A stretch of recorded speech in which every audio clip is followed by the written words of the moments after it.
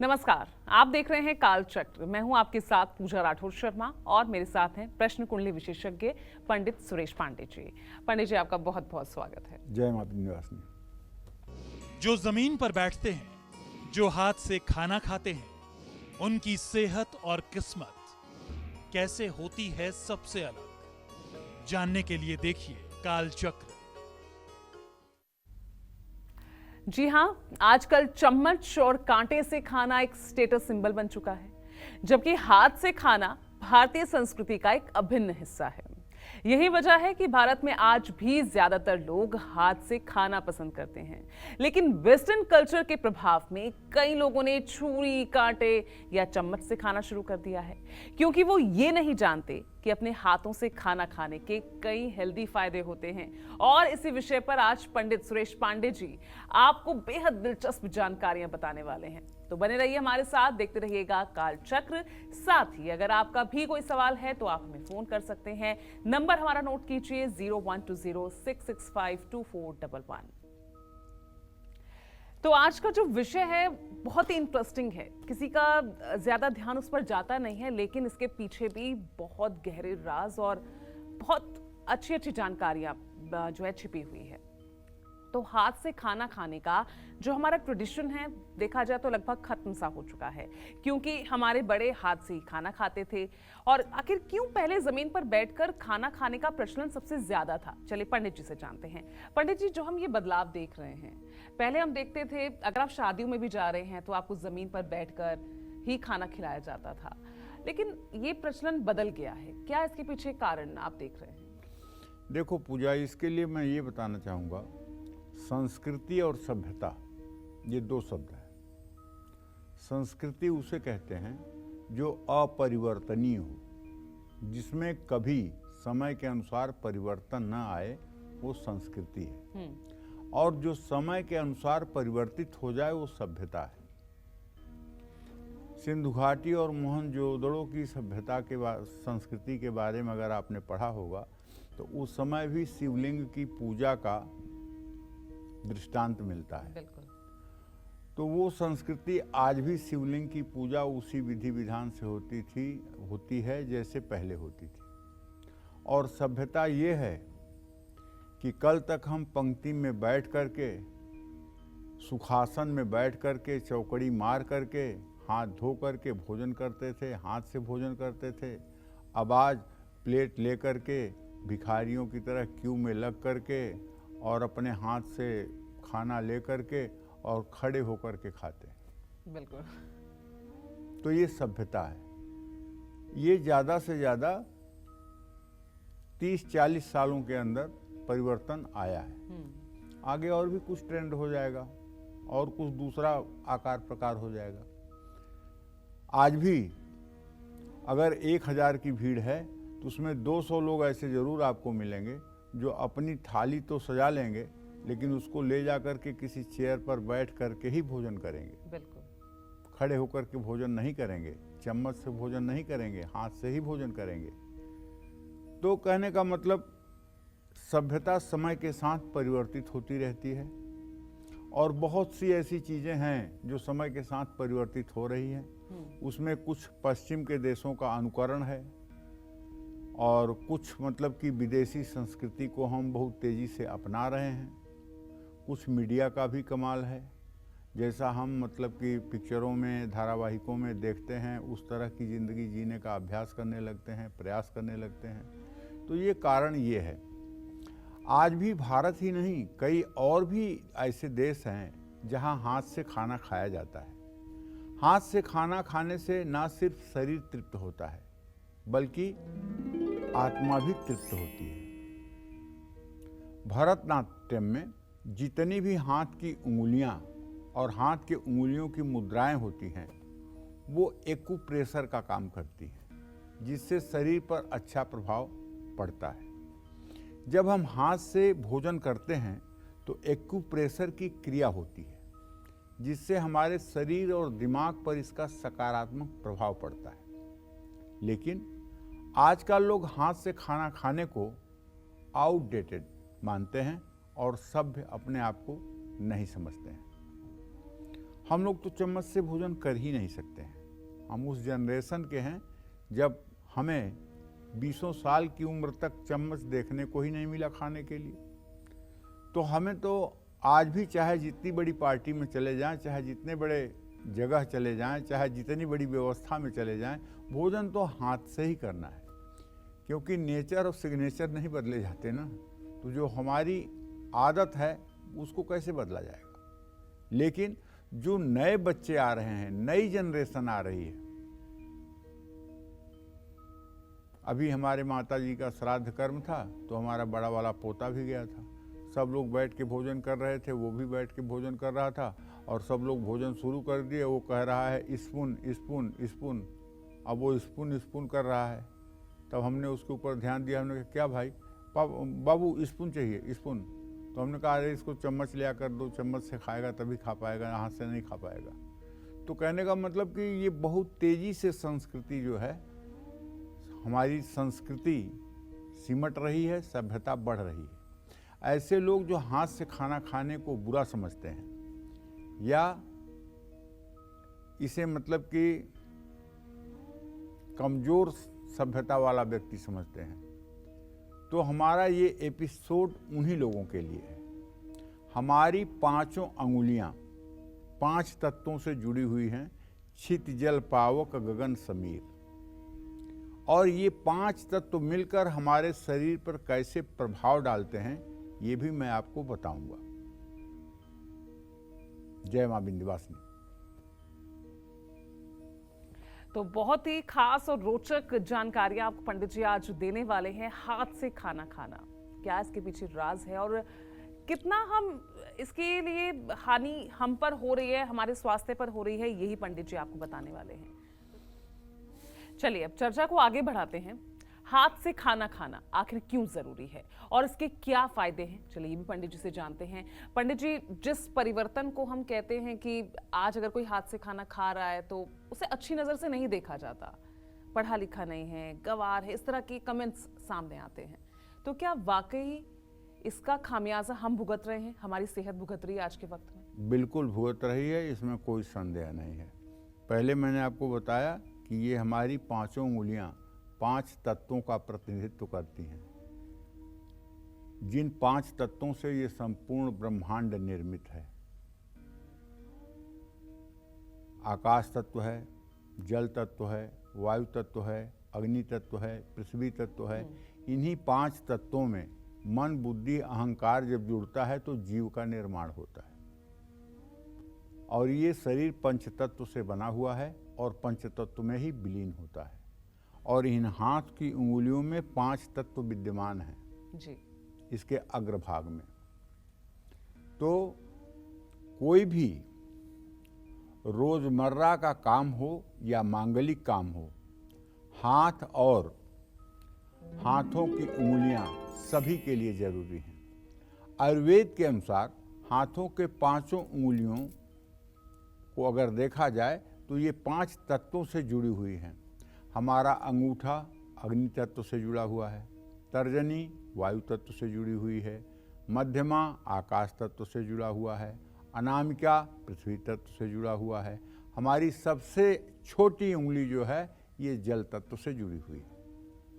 तो ये 5 तत्व से जब हमारे उंगलियां जुड़ी हुई हैं और 5 तत्व एकाग्र होकर के आपके मुंह तक जाते हैं, जानते हैं, मुखिया मुख सो चाहिए खान पान कहु एक, पालहि पोसहि सकल अंग तुलसी सहित विवेक।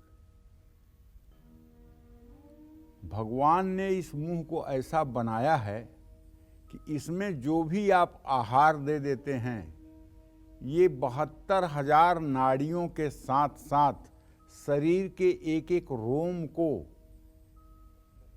आवश्यकता के अनुसार शक्ति प्रदान करता है।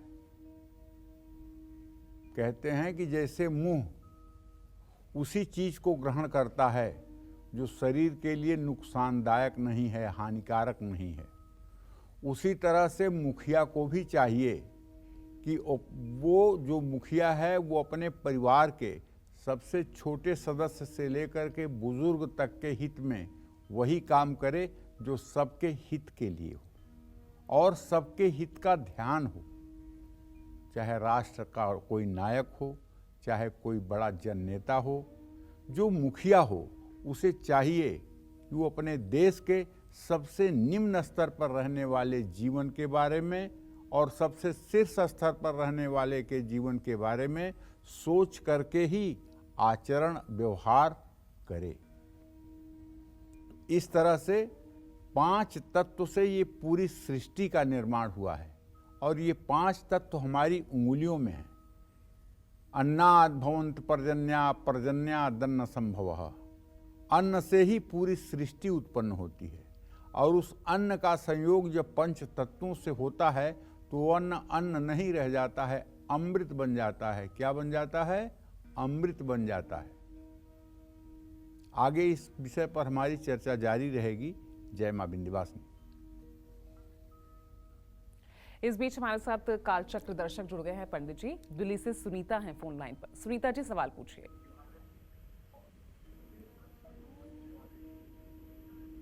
सुनीता जी, आवाज पहुंच रही है तो सवाल पूछिए अपना। हेलो जी, पूछिए सुनीता जी। चलिए, एक और कॉलर हमारे साथ हैं, कमलेश जी भी हैं, दिल्ली से ही जुड़ी हुई हैं। कमलेश जी, सवाल पूछिए। 7790 मनीष का नाम पूछना जी। मनीष 7790 है। मनीष कौन है आपका? 7790 लड़का है जी। अच्छा, क्या जानना है उनके बारे में?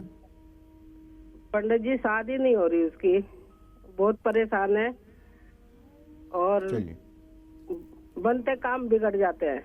चलिए, मंगल शुक्र की अभी द्वितीय द्वादश की स्थिति बनी हुई है और ये द्वितीय द्वादश भाव की स्थिति इस बात का संकेत करती है कभी भी विवाह में विलंब बना हुआ है। और अब ये 33 साल के हो गए और ऐसी स्थिति में विवाह में तो विलंब हो ही रहा है, इसमें कोई दो राय नहीं है। जो मैं देख पा रहा हूँ उसके आधार पर ये कह सकता हूँ कि अभी इनके आजीविका का जो भाव है, इनका जो प्रोफेशन है, वो बहुत अच्छा संतुष्टिजनक नहीं है। संतोषजनक परिणाम पाने के लिए इन्हें 40 दिनों तक किसी शिवालय में जाना चाहिए। शिव मंदिर में जल, दूध, गन्ने का रस, बेलपत्र और घी का दिया जलाना चाहिए, क्योंकि भाग्य अभी बिल्कुल साथ नहीं दे रहा है। अभी बिल्कुल स्ट्रगल, संघर्ष में जीवन व्यतीत हो रहा है। अभी करियर से संतुष्टि नहीं है, इसलिए विवाह में भी विलंब हो रहा है। और विवाह में मेरा अनुमान है कि फरवरी 2024 तक का विलंब बना हुआ है। विवाह होगा, सामान्य परिवार में विवाह होगा और अच्छी पत्नी मिलेगी, लेकिन अभी समय लगेगा। हाँ, आप एक काम कर सकती हैं, अपने बेटे से कहें, अर्गला स्त्रोत में एक मंत्र है, पत्नीम मनोरमाम देहि मनोवृत्तानुसारिणीम तारिणीम दुर्ग संसार सागरस्य कुलोद्भवम्। इसके पहले ओम क्लीम लगा लें और मंत्र के अंत में भी क्लीम ओम लगा लें। इस मंत्र का अगर 10 माला जप 125 दिन कर लें तो निश्चित रूप से सुलक्षणा पत्नी की प्राप्ति हो जाएगी। जय मां विंध्यवासिनी। और दिल्ली से एक और कालचक्र दर्शक हमारे साथ जुड़ गई हैं, अंजू। अंजू जी, सवाल पूछिए। हाँ पंडित जी, राधे राधे। श्री राधे। हाँ पंडित जी, मैं अपने पति के बारे में पूछना चाहती हूँ। उनकी डेट ऑफ बर्थ है 7 मार्च 1975। पंडित जी, वो ना मतलब हम उन्हें बाहर भेज देते तो कोई दिक्कत नहीं, घर में आते हैं तो वो बहुत ज्यादा नशा करते हैं, घर में 1 मिनट की भी सुख शांति नहीं रहती। तो पंडित जी आप बताइए कि कोई ऊपरी बाधा है या मतलब किसी ने कुछ करा रखा है, क्या दिक्कत है? देखिए, ऐसा है अंजू जी, इसमें कोई ऊपरी बाधा उधा का चक्कर नहीं है। ये एक प्रकार की आदत है जो समाज के संघ और साथ के कारण होती है और इससे मुक्ति पाने के लिए बहुत विल पावर होनी चाहिए और या तो पूजा आराधना होनी चाहिए। अगर आप दुर्गा सप्तशती के सिद्ध कुंजिका स्त्रोत का 16 बार सुबह 16 बार शाम महाकाली के चित्र के सामने पाठ करना शुरू कर दें, घी का दिया जलाकर, लाल फूल चढ़ाकर, गुड़ का भोग लगाकर, तो मुझे विश्वास है कि 6 महीने से 1 साल के अंदर आपके पति के जीवन में बहुत परिवर्तन आ जाएगा। भगवती महाकाली की कृपा से उनका मन मस्तिष्क परिवर्तित होगा, अपनी जिम्मेदारियों को सोचेंगे और अपनी जिम्मेदारियों के प्रति सचेष्ट होंगे, क्योंकि बुद्धि स्वरूपा अगर कोई है इस संसार में तो भगवती दुर्गा हैं। मनुष्य की बुद्धि को परिवर्तित करने वाली दुर्गा हैं, सरस्वती हैं। ये सब मनुष्य की बुद्धि को बदल देती हैं, प्रार्थना के अनुरूप बदल देती हैं, बशर्ते हमारी प्रार्थना कब तक स्वीकार होती है, इसमें हमारे विश्वास की बात है। जितना ही श्रद्धा और विश्वास के साथ हम प्रार्थना करेंगे उतनी ही जल्दी हमारी प्रार्थना स्वीकार होगी। लेकिन मन में यह विश्वास होना चाहिए कि मैं अगर प्रार्थना कर रहा हूँ तो इस प्रार्थना का फल मिलेगा। ये मन में नहीं रहना चाहिए कि पता नहीं क्या होगा। अगर ऐसा रहेगा भाव मन में तो कभी उसका परिणाम नहीं आएगा। तो आप ये सिद्ध कुंजिका स्त्रोत का 16 बार सुबह 16 बार शाम महाकाली के चित्र के सामने पाठ करना शुरू करिए। घी का दिया जला के, लाल फूल की माला चढ़ा के, निश्चित रूप से आपकी मनोकामना पूरी होगी। जय मां विंध्यवासिनी। हाथ से खाना खाने वालों की सोच, सेहत और किस्मत चम्मच से खाना खाने वालों से कैसे अलग होती है, और क्यों हाथ से ही खाना खाने पर हमारे बड़े बुजुर्ग जोर देते थे, इसका साइंटिफिक आधार चलिए पंडित जी से जानते हैं। तो पंडित जी, आजकल हालांकि इसकी इंपॉर्टेंस कोई समझता नहीं है, लेकिन मैं आपसे जानना चाहूंगी क्योंकि हर कोई विज्ञान के अनुसार जानना चाहता है हर चीज के पीछे का कारण, तो इसका साइंटिफिक रीजन आप बताइए। सनातन धर्म ही पूरा विज्ञान के ऊपर आधारित है। आप कोई भी दुनिया का एक प्रश्न करिए जो सनातन धर्म में अनुकरणीय हो और उसका वैज्ञानिक सटीक कारण न। एक हमारे यहाँ क्यों किताब है, क्यों माधवाचार्य की किताब है क्यों, ये 2 भाग में है, प्रथम भाग द्वितीय भाग। सनातन धर्म में जितने भी कार्य किए जाते हैं, दातून क्यों की जाती है, जनेऊ क्यों पहनी जाती है, कान क्यों छिदवाया जाता है, नाक क्यों छिदवाई जाती है, सिंदूर क्यों पहना जाता है, बिंदी क्यों लगाई जाती है, बिछिया क्यों पहनी जाती है, 16 ही संस्कार क्यों होते हैं, ठीक है। मतलब जितने भी प्रश्न बन सकते हैं संसार के, उन सारे प्रश्नों में अगर क्यों का प्रश्न है तो उसका उत्तर क्यों पुस्तक में है। हर क्यों का जवाब, हर क्यों का जवाब है पूरा। मतलब कि सनातन धर्म से रिलेटेड जितने प्रश्न किसी के मन मस्तिष्क में आ सकते हैं, ये दोनों भाग पुस्तकों को पढ़ने के बाद सारे प्रश्नों का उत्तर मिल जाता है जी। तो हमारे पूर्वजों ने, हमारे मनीषियों ने 5 उंगलियां पंचतत्व से जुड़ी हुई जानी, और पंचतत्व से जुड़ी होने के कारण जब भी हम खाना खाते हैं, जब भी हम भोजन करते हैं, खाना नहीं खाते हैं, भोजन करते हैं, तो भोजन करते करते अपनी उंगलियों को चाटते हैं। तो इस प्रक्रिया में जो रस या तत्व हमारे पेट में जाता है वो हमारी पाचन क्रिया को मजबूत करता है और जल्दी भोजन पच जाता है।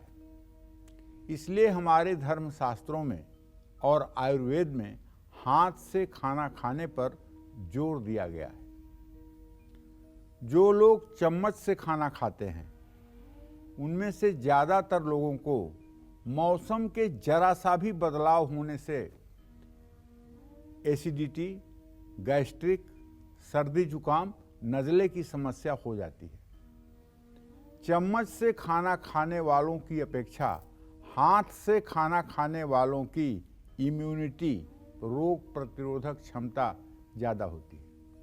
आपने अगर किसी बुद्धिमान कर्मकांडी व्यक्ति को माला जप करते हुए देखा होगा तो आपने देखा होगा कि जपमाली के बाहर ये उंगली बाहर निकली रहती है और जपमाली के अंदर ये छोटी वाली उंगली, ये उंगली जो है ये नीचे की तरफ ऐसे फैली रहती है और 3 उंगलियों से माला का जप किया जाता है। अग्नि तत्व, वायु तत्व और पृथ्वी तत्व जप किया जाता है 3 उंगलियों से। ये उंगली बाहर क्यों रहती है? ये इस उंगली से ऐसी चुंबकत्व तरंगें निकलती हैं जो आपके शरीर पर पड़ने वाले नकारात्मक ऊर्जा को रोक देती हैं। आपको विश्वास नहीं है? किसी से कहिए वो आंख बंद करे और आप मत बताइए कि आप क्या करने वाले हैं। आंख बंद जब कर ले तो आप अपनी यही उंगली ले जा करके उस आदमी की त्रिकुटी से 1 सेंटीमीटर की दूर पर लगा दीजिए और आधे मिनट तक लगाए रखिए, स्पर्श न होने पाए। उसके बाद उससे कहिए को आंख खोले और बताए कि क्या अनुभव किया। तो उसके यहाँ जो अनुभव होगा वो आपको पता चलेगा कि कितनी मैग्नेटिक ऊर्जा से भरपूर हैं ये उंगलियां। और दूसरी किसी उंगली में ये क्रिया नहीं है, न मध्यमा में है, न अनामिका में है, न कनिष्ठा में है, न अंगूठे में, केवल तर्जनी में है। लक्ष्मण जी कहते नहीं है, यहाँ कुम्हड़ बतिया को नाही जे तर्जनी देख मर जाही।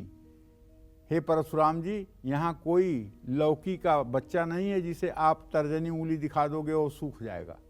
आज भी लौकी हो गया, सीताफल हो गया, इसका अगर फल लग रहा हो और ये उंगली जाकर के 1 मिनट के लिए आप दिखा दीजिए तो दूसरे दिन से वो फल सूख जाएगा, क्योंकि इसके अंदर से जो मैग्नेटिक रेज निकलती है उसको बर्दाश्त करने की सबकी क्षमता नहीं होती है। लेकिन अगर किसी को सर दर्द हो रहा हो और इस उंगली से 5 बार क्लॉकवाइज सर पे ये उंगली घुमा दी जाए तो सर दर्द तुरंत ठीक भी हो जाता है। तो कहने का आशय ये है कि हाथ से खाना खाना ये स्वास्थ्य के लिए एक तरह से वरदान है, और चम्मच से खाना खाने पर इम्यूनिटी कम हो जाती है, रोग प्रतिरोधक क्षमता बहुत कमजोर हो जाती है। इसलिए हमारे लोग, हम हिंदुस्तानी जो पानी पी लेते हैं, कुएं का पानी, हैंडपंप का पानी, तालाब का पानी, और उसके बाद भी स्वस्थ रहते हैं, मैं विश्वास के साथ कह सकता हूं कि हमारे हिंदुस्तान का पानी अगर विदेशियों को पिला दिया जाए तो अगर एक दिन में वो जिंदगी भर के लिए हॉस्पिटलाइज न हो जाएं तो आप कहिए। हमारे छोटे छोटे बच्चे कैसे तालाबों में कूद कूद कर नहाते हैं, वो पानी पोल्यूटेड होता है फिर भी उसमें नहा करके और मतलब कि वो स्वस्थ रह लेते हैं। ये इम्यूनिटी का कमाल है। जय मां विंध्यवासिनी। चलिए, तो चर्चा हम कर रहे हैं हाथ से खाना खाना। और देखिए, सिर्फ हाथ से खाना खाने से ही नहीं बल्कि किस प्लेट में हम खाना खा रहे हैं इसका भी अपना एक बहुत महत्व है और इसका भी हमारे जीवन पर बहुत असर पड़ता है। अब वो असर क्या हो सकता है ये पंडित जी से हम जान लेते हैं। तो पंडित जी, सिर्फ हाथ से खाना खाना ही नहीं, हम किस प्लेट, किस धातु की बनी प्लेट में खा रहे हैं, क्या इसका भी असर पड़ता है? बहुत असर पड़ता है, बहुत असर पड़ता है।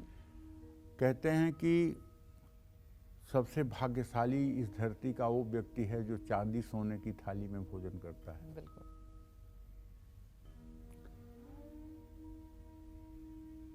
सोने की थाली में खाना खाने से सोने का जो शरीर में अंश जाता है वो स्वर्ण भस्म का काम करता है। मकरध्वज गुटकिया,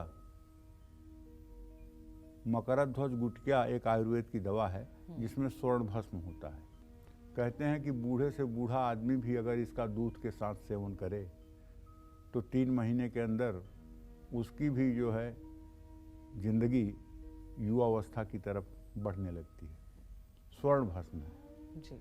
तो सोने की थाली में खाने से स्वर्ण तत्व जो हमारे शरीर में जाता है वो हमारे शरीर को पौष्टिकता देता है। इसी तरह से चांदी के बर्तन में जब हम भोजन करते हैं या पानी पीते हैं तो चंद्र ग्रह का प्रभाव जब अच्छा होता है तो हमारा मन मजबूत होता है। पीतल में भी जब भोजन करते हैं तब भी बृहस्पति के सारे लक्षण हमारे शरीर में उदय हो जाते हैं और हम ज्ञानवान होकर के, बुद्धिमान होकर के अपने कार्य को करते हैं। लेकिन जब हम सिल्वर के बर्तन में भोजन करते हैं तो विश्वास करो, दरिद्रता और विपन्नता और शरीर में रोग के अलावा कुछ नहीं मिलता। जिन घरों में भी सिल्वर के बर्तन में भोजन किया जाता है उन घरों के घर की स्थिति ये होती है कि घर में दरवाजा भी नहीं लग पाता है। सिल्वर मतलब स्टील? नहीं, सिल्वर का मतलब एल्युमिनियम। Aluminium, okay. यहाँ मैं सिल्वर को एल्युमिनियम कह रहा हूँ जी। और स्टील का बर्तन जो है ये भी खाना खाने के लिए बहुत उत्तम नहीं कहा जा सकता है। तो मैंने आपको बताया कि हाथ से खाना खाना कितना ज़रूरी है और इसका शरीर पर कितना सकारात्मक प्रभाव पड़ता है।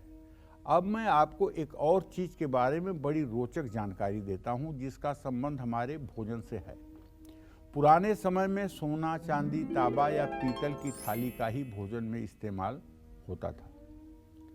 इसके पीछे भी आयुर्वेद है जिसके बारे में मैं आपको बताता हूँ। जो भी सोने की थाली में या बर्तन में भोजन करेगा उसके शरीर में 3 तरह के दोष दूर होंगे और वो व्यक्ति हमेशा स्वस्थ रहेगा। वात, पित्त, कफ तीनों दूर हो जाएंगे। चांदी की थाली में जो भी हर रोज खाना खाएगा, भोजन करेगा, उस व्यक्ति के शरीर का तापमान हमेशा संतुलित रहेगा और ऐसा व्यक्ति कभी हाई ब्लड प्रेशर का पेशेंट नहीं होगा। शरीर की गर्मी कम होगी और आंखों की रोशनी तेज होगी। इसी तरह से और धातुओं के बारे में भी आपसे चर्चा करूंगा और आज का कार्यक्रम देख करके अगर इसे आप अपने जीवन में उतारने की कोशिश करेंगे तो मुझे पूरा विश्वास है कि आपका स्वास्थ्य अच्छा रहेगा, आपकी मन स्थिति अच्छी रहेगी और निश्चित रूप से आप निरोग रहेंगे। जय मां विंध्यवासिनी। तो बहुत ही महत्वपूर्ण विषय पर चर्चा हमारी चल रही है जिसको अक्सर हम नज़रअंदाज कर देते हैं। हाथ से खाना खाना, किस धातु की प्लेट में खाना खाना, इसका महत्व हम आपको बता रहे हैं, पंडित जी आपको बता रहे हैं। और चलिए अब अपनी जो चर्चा है उसी को हम आगे बढ़ा रहे हैं और पंडित जी से जान लेते हैं कि कौन कौन सी थाली में खाना खाने से सेहत पर उसका क्या असर पड़ता है। तो पंडित जी, जैसा कि आप जिक्र कर रहे थे कि अब आगे आप बताने वाले हैं और कौन कौन सी धातुओं में हमें खाना खाना चाहिए, किन प्लेट्स में खाना चाहिए। अब हम चर्चा करेंगे कांसे की थाली, जो अति पवित्र मानी जाती है। सनातन धर्म में कांसे की थाली अति पवित्र मानी जाती है। कांसे की थाली में हर रोज खाना भोजन करने से स्वाद बढ़ जाता है, दिमाग स्वस्थ रहता है, खून साफ होता है। पीतल की थाली में खाना खाने से फेफड़े कभी खराब नहीं होते और पेट में कभी भी कीड़े नहीं पड़ते हैं। कांच की थाली में खाना खाने से खून साफ होता है, शरीर में खून की कमी दूर होती है, आंखों की रोशनी तेज होती है। लकड़ी की प्लेट में खाना खाने से स्वाद तो बढ़ जाता है लेकिन फेफड़ों में इससे बलगम ज़्यादा जमती है। केले के पेड़ के पत्तों पर खाना खाने से पाचन तंत्र मजबूत होता है, शरीर के दोष दूर होते हैं, रोग प्रतिरोधक क्षमता मजबूत होती है। लेकिन हर सनातन धर्मी को कहना चाहूँगा कि अपने घर में एल्यूमिनियम के बर्तन ना रहने दें। अगर है तो उसकी लालच न करें, उसे आज ही अपने व्यवहार से बाहर कर दें, क्योंकि एल्यूमिनियम का बर्तन दरिद्रता का परिचायक है।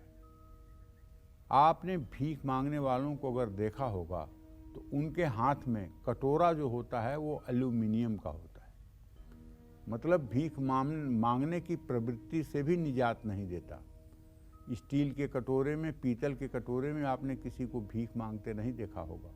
जितने भिखारी होते हैं वो सब एल्यूमिनियम के ही कटोरे में भीख मांगते हैं।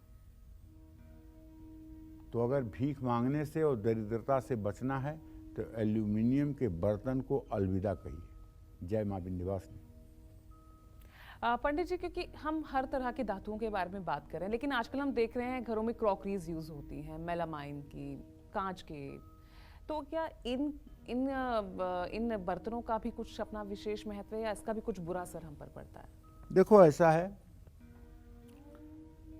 ये जो बर्तन हैं ये कभी कभी यूज होते हैं घर में और ख़ास करके तब यूज होते हैं जब घर में अतिथियों का आगमन होता है या 2-4 विशिष्ट वीआईपी लोग आते हैं। जब सब लोग डाइनिंग टेबल पर एक साथ बैठकर भोजन करते हैं तब ये क्रॉकरी निकाली जाती है। अमूमन घरों में जो होता है वो इस समय का जो ट्रेंड है, स्टील के बर्तनों में खाना खाने का ट्रेंड ज़्यादा है जी। स्टील के बर्तनों में खाना खाने का ट्रेंड ज़्यादा है। पुरानी कहावत है, भैंसा जोते लोहनी खाए, ताकर पाप पड़ोसी खाए। मतलब अगर कोई आदमी बैल की जगह भैंसे से खेत की जुताई करे और लोहे के बर्तन में भोजन करे तो उसके बेचारे पड़ोसी का नाश हो जाता है। तो लोग अपने पड़ोसी को बचाने के लिए न तो भैंसे को जोतते थे और न ही लोहे के बर्तनों में भोजन करते थे। जी। लेकिन आज तो लोगों को अगर पता चल गया कि हमारे पड़ोसी का नाश स्टील के बर्तन में खाने से होगा, तब तो पक्का ही खाएंगे, इसमें कोई दो राय नहीं। क्योंकि लोग अपने दुख से दुखी नहीं है पूजा, दूसरों के सुख से दुखी है। आज जो कलयुग का प्रताप चल रहा है, इसके आधार पे बता रहा हूँ कि लोग अपने दुख से तो थोड़ा सा दुखी हैं, दूसरों के सुख से बहुत ज़्यादा दुखी हैं। अगर उन्हें पता चल जाए कि बगल वाला बहुत परेशान है, तो वो अपना दुख भूल करके खुशी में आत्मविभोर हो जाएंगे। जबकि सही बात यह है कि सबकी खुशी सुन करके खुश होना चाहिए और सबका दुख सुन करके भगवान से प्रार्थना करना चाहिए कि उसके दुख का निवारण हो। जी। मानवता इसको कहते हैं। बिल्कुल। लेकिन बस कलयुग का महात्मा है, कलयुग अपना रंग रूप अब दिखा रहा है धीरे धीरे।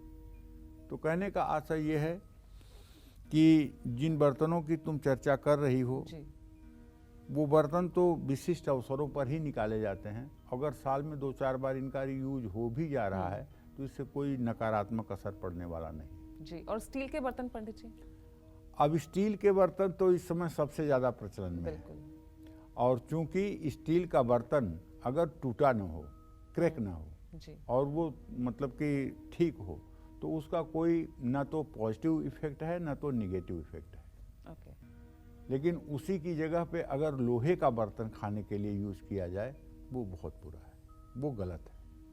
हाँ, लोहे के बर्तन में अगर आप सब्जी बना सकते हैं तो, और सब्जी बनाकर किसी दूसरे बर्तन में रख दीजिए, वो आपके लिए बहुत फायदेमंद है। सनातन धर्म में लोहे की कढ़ाई इसीलिए यूज की जाती है कि लोहा आयरन को देता है, और आयरन जब खाने में मिल जाता है तो हमारे खून की जो कमी है वो आयरन से पूरा होती है। इसलिए लोहे के बर्तन में भोजन करने की परंपरा रही, लोहे के बर्तन में भोजन बनाने की भी परंपरा रही है। जी। जय मां विंध्यवासिनी। चलिए, तो देखिए, जान रहे हैं आप कि कैसे हमें खाना खाना चाहिए, क्यों हाथ से खाना चाहिए और किस धातु की प्लेट में, बर्तन में हमें खाना खाना चाहिए और बनाना चाहिए। चलिए, अब बारी आ गई है आज के हमारे ईमेल कुंडली विजेता के बारे में जानने की, और ये हैं प्रेम सेठी। इन्होंने हमें ईमेल के जरिए अपनी बेटी सुचि के भविष्य के बारे में जानना चाहा है। इनकी बेटी की डिटेल्स मैं आपको बता देती हूँ पंडित जी। नाम सुचि है और जन्म की तिथि है 22 मार्च 1990। 22 मार्च 1990 इनका जन्म तिथि है। जन्म का समय है 12:57 दोपहर को 12:57। जन्म का स्थान दिल्ली है पंडित जी। और इनका पहला सवाल है पंडित जी कि इनकी बेटी की शादी कब तक होगी, और दूसरा सवाल इनका है कि इनकी बेटी का भविष्य कैसा है, शादी कब होगी और भविष्य कैसा? देखो, ऐसा है, सुचि का जन्म 22 मार्च 1990 को 12:57 पर दिल्ली में हुआ। मिथुन लग्न की ये लड़की है और इसकी मकर राशि है। इसकी कुंडली में चंद्रमा, मंगल, गुरु, राहु, ये सारे ग्रह अष्टम भाव मृत्यु स्थान में हैं। एक तो ये मंगली है और दूसरे इसका बुध जो है लग्न का स्वामी होकर के वो नीच राशि में बैठा हुआ है। इसलिए इसके विवाह में विलंब हो रहा है, बहुत विलंब हो रहा है और विलंब हो चुका है। और ये मंगली भी है और अभी राहु में चंद्रमा का अंतर चल रहा है, जो तत्काल में विवाह का संकेत नहीं कर रहा है। विवाह का तत्काल का संकेत तभी मिलेगा जब आप इस कन्या के लिए मंगल की शांति कराएंगे। मंगल की शांति के लिए मंगल के मंत्रों का 50,000 जप होना चाहिए, और अगर 50,000 मंत्रों का जप हो जाए तो इस साल नवंबर दिसंबर तक विवाह होने का योग बन जाएगा। और मंगल की वस्तुओं का दान भी करवा दिया जाए, जैसे गेहूं का आटा, गुड़, तांबे का लोटा, मसूर की दाल, लाल कपड़ा, ये सब चीज़ें मंगलवार को दान भी करा दी जाए तो इसके विवाह का संयोग बन जाएगा। जय मां विंध्यवासिनी। और चलिए, अब वक्त हो चला है हमारे दूसरे ईमेल कुंडली विजेता का। तो आज की हमारी ईमेल कुंडली विजेता हैं किरण कुमारी, दिल्ली से हैं, और इन्होंने हमें ईमेल के जरिए अपनी शादी के बारे में जानना चाहा है। इनकी डिटेल्स मैं आपको बता देती हूँ पंडित जी। नाम इनका है किरण, जन्म की तिथि है 13 मार्च 1992 और जन्म का समय है दोपहर 3 बजे। जन्म का स्थान दिल्ली है। सवाल है इनका पंडित जी कि इनकी शादी कब होगी, और इनका ये भी कहना है कि कोई भी रिश्ता आता है तो बात आगे बढ़ नहीं पाती। क्या उपाय इसके लिए करें? देखो, ऐसा है, पूजा किरण का जन्म 13 मार्च 1992 को दिन में 3 बजे दिल्ली में हुआ जी। इनकी जन्म कुंडली कर्क लग्न की है और इनकी जन्म कुंडली का राशि, इनके जो जीवन का स्वामी है चंद्रमा, वो केतु के साथ ग्रहण दोष में 12वें घर में बैठा हुआ है। इनके विवाह भाव में मंगल के साथ शनि बैठा हुआ है। मंगल उच्च का है लेकिन शनि के साथ बैठा हुआ है। मंगल शनि जब सप्तम भाव में होते हैं तो ऐसे लोगों को के एक से अधिक विवाह होते हैं और एक विवाह टूटता है, जरूर टूटता है। नंबर 2 बात, ऐसे लोगों का जल्दी विवाह नहीं हो पाता है। ऐसे लोगों का विवाह 34वें या 35वें वर्ष में ही हो पाता है। और तो और इस समय इनकी शनि की महादशा चल रही है जो बहुत खराब है। शनि इनके 7वें और 8वें घर का मार्केश और मृत्यु भाव का स्वामी है। इन्हें एक तो ओम संग शनश्चराय नमः का 10 माला 102 दिन तक मंत्र जप करना चाहिए। शनि की वस्तुओं का दान करना चाहिए। विवाह में अभी भी विलंब बना हुआ है। अगर विवाह के पहले शनि और मंगल की शांति नहीं कराई गई तो विवाह के बाद विवाह टूटने के और दाम्पत्य जीवन में कलेश की स्थिति रहेगी, क्योंकि शनि से चंद्रमा का सदाष्टक योग है, बुध से बृहस्पति का सदाष्टक योग है, जो वैवाहिक जीवन में अत्यंत तनाव और जटिलता पैदा करता है। तो इसलिए मैं कहना चाहूँगा कि विवाह के पहले ही अगर सारे उपाय कर लिए जाएं तो शायद ये आपके भविष्य के लिए अच्छा होगा। जय मां विंध्यवासिनी। चलिए जल्दी से अपने स्पेशल सेगमेंट की शुरुआत करते हुए पंडित जी से जान लेते हैं उन संकेतों के बारे में जो हमारी आर्थिक स्थिति और भविष्य के बारे में काफी कुछ बयान करती है। बताइए पंडित जी, बहुत अहम सवाल है और इसका क्या जवाब होगा उन दर्शकों के लिए? जैसी हो तब्यता वैसी लगे सहाय, ताहि न आवे ताहि पर ताहि तहां ले जाए। रामचरितमानस में भी अगर आप पढ़े होंगे रामचरितमानस तो आपको पता होगा कि जब भगवान राम लंका पर चढ़ाई कर रहे थे तो सारे शकुन, जो शुभ शकुन थे वो रामादल में हो रहे थे और जितने अपशकुन थे वो सब लंका में हो रहे थे। शुभ और अशुभ अपशकुन की चर्चा रामचरितमानस में भी आती है, वाल्मीकि रामायण में भी आती है और महाभारत के युद्ध में भी आती है। जिस दिन अर्जुन का वाम अंग फड़क रहा था उसी दिन अभिमन्यु की हत्या हुई थी। सुबह उठते ही दूध दही से भरा हुआ बर्तन, शंख, नारियल या फूल दिखाई दे तो समझिएगा कि आपका दिन मंगलमय है और बड़ा धन लाभ होने वाला है। घर से निकलने के बाद कोई धोबी कपड़ा धो करके आ रहा हो, सामने वो पड़ जाए या कोई सफाई कर्मी आपको दिख जाए, आपको उस दिन धन का बहुत बड़ा लाभ होने वाला है। आप रास्ते में जा रहे हैं, कोई कुत्ता अगर शौच करता हुआ दिखाई दे जाए तो मेरी गारंटी है कि उस दिन आपको धन लाभ होकर रहेगा। किसी भी शुक्रवार के दिन घर से बाहर निकलते ही कोई छोटी कन्या मिल जाए या पानी से भरा हुआ बर्तन मिल जाए या पानी से भरा हुआ बर्तन उठाए कोई छोटी कन्या मिल जाए तो यह बहुत शुभ संकेत है। पानी का दिखना आपको आने वाले कल में धन लाभ दिला सकता है। लेकिन अगर पानी का बर्तन खाली होगा, कोई खाली पात्र आपके सामने रखा होगा और आप यात्रा कर रहे हैं तो आपको निराश लौटना पड़ेगा। किसी काम में सफलता नहीं मिलेगी, केवल परेशानी और परेशानी होगी, इसमें कोई दो राय नहीं है। जय मां विंध्यवासिनी। तो उम्मीद करते हैं आपको आज का हमारा ये विषय बेहद पसंद आया होगा। पंडित जी बहुत बहुत शुक्रिया इतनी रोचक और दिलचस्प जानकारियां देने के लिए। तो चलिए कल फिर एक नए विषय और आपकी परेशानियों को दूर करने के ढेरों उपाय लेकर आएंगे हम पंडित सुरेश पांडे जी के साथ। तब तक के लिए कालचक्र की पूरी टीम को इजाजत दीजिए।